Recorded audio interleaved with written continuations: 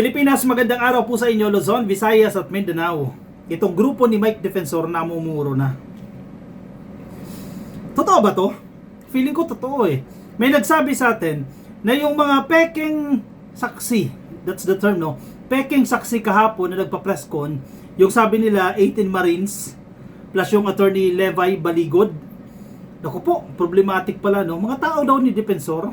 Tanong lang natin yan ha. Totoo ba yan, sir? Mike Defensor, mga tao mo ba yan? Kasi, kung tao ni Mike Defensor yan, hindi ka pa nadala, sir. Hindi ka pa nadala. Wala na nakikinig sa inyo. Di ba? Wala na nakikinig sa inyo. Nagrally kayo dyan sa Cebu. Yung ASEAN event, di ba? Nagrally sila dyan. Ano nangyari? Nilangaw. Nagrally ulit kayo. Nag-motorcade kayo dyan sa EDSA. Ano nangyari? Nilangaw. Oh. Si Gutesa, ang naglabas kay Gutesa, si Mike Defensor, di ba? Yun ang sinabi ni Marcoleta eh. Yun ang naging daan nila para maipresenta. Ang mali naman ni Marcoleta dyan, di man lang sinuri yung witness, no? Si Mike Defensor ang naging daan dyan. Ayan na naman. Ulit na naman kayo. Nasaan na ba si Gutesa? Ano mangyayari dyan? Paano matatanggap ng tao? Hindi nga matanggap ng tao. Paano pa matatanggap ng korte itong mga peking saksi na wala kang mga sworn affidavit? Asa ang sinumpaang salaysay? Mamaya, ngaw lang yan. Bukas, wala na. Hindi na naman makikita gaya ni Gutesa. Missing in action na. Kapag hiningian ng additional information, kapag ipinatawag sa DOJ para masuri mga statement, hindi na makikita. Nagiging pattern. Mike Defensor, di ka pa rin nadadala dyan? Sabi ko sa post ko kanina Sir, ipaliwanag mo muna yung matinding pagbaha sa Marikina, Montalban at San Mateo. Dahil sa minahan mo. Di ba dati ka pa namang DENR Secretary, hindi ka pa nadala. O ito pa, 18 Marines ha. Naku, bogus pala. Nasa headline ng ABS-CBN, sabi ng Philippine Navy, yung 4 doon sa 18 na prinisinta bilang bagmen were never Marines. Never Marines. Hindi naging parte ng Marines. Ano na namang kalokohan yan? Hindi niyo ba iniisip na yung mga statement ninyo dyan verifiable? Mado-double check kung totoo yung sinasabi ninyo?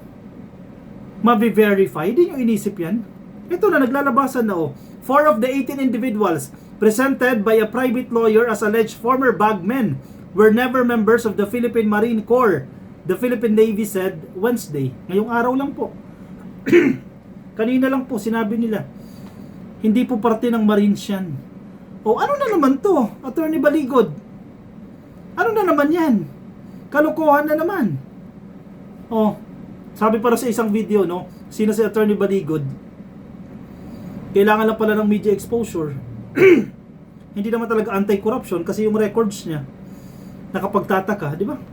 In a statement, Navy spokesperson Captain Marisa Arlene Martinez said, and I quote yung statement ha, based on nabibisaya na naman tayo, based on official records, 4 were never members of the Philippine Navy or the Philippine Marine Corps. Were never members. Ibig sabihin, hindi na-discharge, hindi naging miyembro. Magkaiba kasi yan Pwede ka naging miyembro, na-discharge ka, dishonorably man yan or honorably discharged.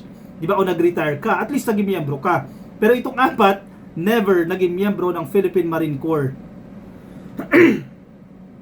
Ano na naman yan? After verifying the identities and service records of the individuals introduced during a press conference by Levi ba to? Levi. Alam ko Levi to pero may nababasa ako, napapanood ko Levi yung basa Levi Baligod. Baligod had claimed that the 18 individuals serves as bagmen who delivered 805 billion pesos. O napakalaking halaga na ito 805 billion pesos po ang i-deliver nila sa presidente, kay Pangulong Bongbong Marcos, kay former Speaker Martin Romualdez at kay former Ako Bicol Party List Representative Zaldico. Hindi nyo pa ginawang trilyon, konti na lang trilyon na Pataas ng pataas kayo Ano ba talaga? O ito 805 billion naman daw ang dineliver nila. 805 billion pesos dineliver nila kay PBBM, kay Romualdez at kay Zaldico. According to Martinez, majority of those presented were dishonorably discharged from the service while others were able to retire in good standing. Yung 4 hindi naging miyembro, karamihan doon sa natira sa 18, ibig sabihin meron pa pong 14, karamihan doon sa 14 ay dishonorably discharged. Ibig sabihin po, hindi maganda po yung kanilang pag-alis sa Marine Corps. May kaso o may problema. Meron din naman doon sa 14 na natitira, no, na in good standing nang sila ay nagretiro o nang sila ay umalis. So isipin mo palang dishonorably discharged yan. Yung mga kasama niya nagpanggap ng Marines, hindi naman pala Marines. Di ba? From there on, makakapag-conclude ka anong klaseng tao yan. With regard to Mr. Gutesa, we reiterate that he has been retired from the service since 2020 and is no longer under the administrative authority of the Philippine Navy. Sabi ng kanilang tagapagsalita. The Navy reminded the public to be discerning and to verify the accuracy and credibility of information, including the source and platform used to help prevent and counter misinformation, disinformation, and malinformation. Correct! Tayo hindi tayo mabibiktima niyan. Pero may mga kababayan tayo na nabibiktima pa rin. Unfortunately, yung ibang mga BBM supporters, halimbawa, ayan, nagpa-presscon lang. Halimbawa, grupo nila, ano yan, nila Bike Defensor, nagpa-presscon lang, no? Maniniwala na. Diba, grabe naman pala si Marcos, so dinilibera ng 805 billion. Yung ibang mga DDS, mas tanga kasi, no? Mas lalong maniniwala, oh, kita mo na. Yung ganyan na ganyan ang linyahan yan, eh. Kung halimbawa mag-asawa yan, sasabihin yan, kita mo na. Nag-deliver kay Marcos 805 billion, no? Naniwala agad.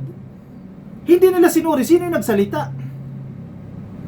Na-judge mo na yung tao nang hindi mo kinikilala sino yung nagsalita. Eh, dishonorably discharged naman pala. Eh, nagpapanggap naman pala na Marines yung nagsalita. Diba? Nanghusga ka na. Hinusgahan mo na yung presidente. Hindi mo muna sinuri kung sino yung nag-deliver at ano yung platform. Lalo na ngayon sa Facebook, maraming peking videos, mga AI, na mukhang totoo. Unfortunately, yung ginagawa nila mga AI kay PBM, halatang peke, hindi nakakapagtaka, di ba? May pera naman yung mga yan, may pambayad naman yan sa mga editor. Bakit hindi kayo mag-hire na magagaling? Para mas malapit naman sa reality. Yung video ni PBBM na nakahubad daw, di ba? Nakikita nyo ba yan? Na medyo dark yung likod niya, tapos nakahubad si presidente. Nakadapa. AI eh. Sabi nila, totoo yun. Halatang AI. Pero sa totoo lang, maraming videos talaga online na mukhang totoo. Kaya careful kayo. Baka hindi yan totoo. I-check nyo muna, totoo ba to? Kung hindi kayo sigurado, magtanong kayo. Tanongin nyo yung anak ninyo, baka mas nakakaalam yan. Hindi yan totoo. Di ba? The Philippine Navy respects and adheres to constitutional processes including judicial and legislative inquiries. The Navy does not and will never prevent any individual from testifying the truth, as doing so would go against our core values and principles, sabi ni Martinez. Correct. O sige, yung 18 na yan, huwag na natin sabihin na Marines, huwag na natin idamay yung pangalan ng Marines, no? Yung 18 individual na yan, tanungin natin, kung sino man ang handler nito, kung si, sino yan, si Mike Defensor man ang handler nito, willing ba yan mag-testify sa House of Representatives at sa Senado at sa Korte? Under oath, ha? Nanunumpa, kaya ba nilang panumpaan yung kanilang sinasabi? O baka naman kasi tumiklop din agad. Gaya ni Gutesa na hindi na magpapakita. Diba? Willing ba yan sila? Kasi sa totoo lang, kung matibay ang inyong ebidensya, diba? Kung matibay talaga ebidensya ninyo, dadalhin nyo yan sa korte. Kasi sa korte, that's the proper platform na mapapanagot ninyo si PBBM. Pero bakit itong si Attorney Baligod, hindi mo dalhin sa korte yung ebidensya ninyo? Pinanood ko kahapon yung press conference niya, sabi niya, oh, may mga ebidensya pa kami. Pero hindi pa namin mailalabas ngayon, sa tamang panahon pa. Sa kutok-kutusan eh. Kailan pa? Ngayon na, oh, para madikdik na si PBBM, ilabas ninyo yung ebidensya ninyo. Hindi pa raw ngayon, sa tamang panahon daw nila ilalabas yung ebidensya nila. Bakit?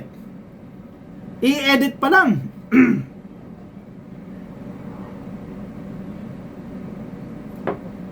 Hindi pa tapos ma-edit yung ebidensya ninyo. Diba? Bakit paghihintayin nyo pa yung tao? Ilabas nyo na kasi mas gusto ng taong bayan makita yung ebidensya na yan. Hindi, sa tamang panahon pa raw. Ewan ko sa inyo. Sino pang maniniwala sa inyo dyan? O, pakinggan natin itong Attorney Baligod na to. Bakit siya problematic? May nakita akong video online kanina, very relatable, no? Shinare ko yun eh. Ewan ko kung nakita nyo naka-coffee, no? Ito mula sa kay Confidential Funds. Bago tayo maniwala sa mga pasabog ni Attorney Levi Baligod, kilalanin muna natin siya. Anti-corruption crusader nga ba? O may ibang plano? Alam niyo ba na sinibak siya ng sarili niyang whistleblower na si Ben Hurley noong 2014? Hindi raw siya mapagkatiwalaan. Kung ang kliyente niya iniwan siya, bakit tayo maniniwala sa kanya? Abogado rin siya ni Chavit Singson na may plunder case sa ombudsman. Paano ka magiging anti-corruption kung kumikita ka sa kliyenteng may kasong pandarambong? Tumatakbo rin siyang congressman. Justice ba ang hanap? O baka publicity para sa eleksyon? Kasama pang witness na puro sabi-sabi lang, gaya ni Orly Guteza. Resibo muna, bago tayo maniwala sa drama. Correct. Resibo muna. Ang ganda ng point niya. Point 1. Tinanggal siya ni Ben Hurley. Si Ben Hurley, yung whistleblower doon sa Janet Napoles scam. One of the biggest that time, no? Yung scam na yan. Kasi hindi siya pinagkakatiwalaan ni Ben Hurley. Ang ginalaglag siya. Mamaya, nabayaran na ni Napoles yan eh. Di ba? Para mapa si Ben Hurley dyan. Tinanggal siya. Pangalawa, pinagmamalaki mo na anti-corruption lawyer ka. Ang kliyente mo si Chavit Singson. Alam na eh, di ba? Sinong maniniwala kung ikaw ay anti-corruption tapos si Chavit Singson yung imahe? Yung image, walang tangang maniniwala na kapag sinabing Chavit Singson, walang kaso ng korupsyon o hindi na link sa korupsyon at sa kalokohan. Diba? Nakakatawa. And the mere fact na nag-aabogado sa kay Chavit Singson, alam na this.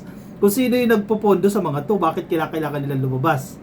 Diba? Patlo, tumatakbong congressman ba yun? O baka hindi nga hustisya ang hanap, publicity. Ayun, nagpa-press con niya. Kasi kung totoong hustisya yan, di mo na kailangan magpa-press con eh. Takbo ka sa korte, isampa mo. O DOJ o NBI, kung saan man isasampa yan, dun mo isampa. Tapos ang problema, di ba tapos ang boxing?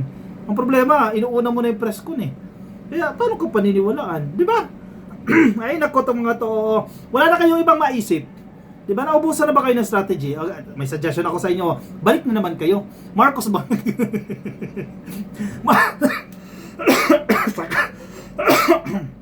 Tawa na tuloy ako. Balik na naman kayo sa narrative ninyo. Marcos Bangag. Doon ulit kayo sa Marcos Bangag. Kasi wala na naman kayo ibang narrative eh. Kahit anong gawin nyo, wala eh. Nababasura yung mga narrative ninyo. Balik kayo doon sa Marcos Bangag. Ewan ko baka may mga tangan DDS na naman na maniwala sa inyo. O siya, sige ako magpapaalam muna pansamantala sa inyo. Mamaya, alas 6 po, hanggang alas 7:30 ng hapon. Salamat PBBM Podcast, no? Samahan niyo po ako kasama si I am Dison, si Palerista TV at meron po tayong special guest. Si Philippine Coast Guard. Tama ba? PCG. Commodore J. Tariela. Mamaya po yan, alas 6 hanggang alas 7 po ng gabi. O siya, ako'y magpapaalam muna sa inyo pansamantala. Magkita-kita tayo ka-coffee sa akin susunod na video. Mga nasa YouTube, please, follow na po kayo. Mga nasa YouTube, subscribe. TikTok, subscribe na rin po kayo. I'll see you in the next video. Bye-bye.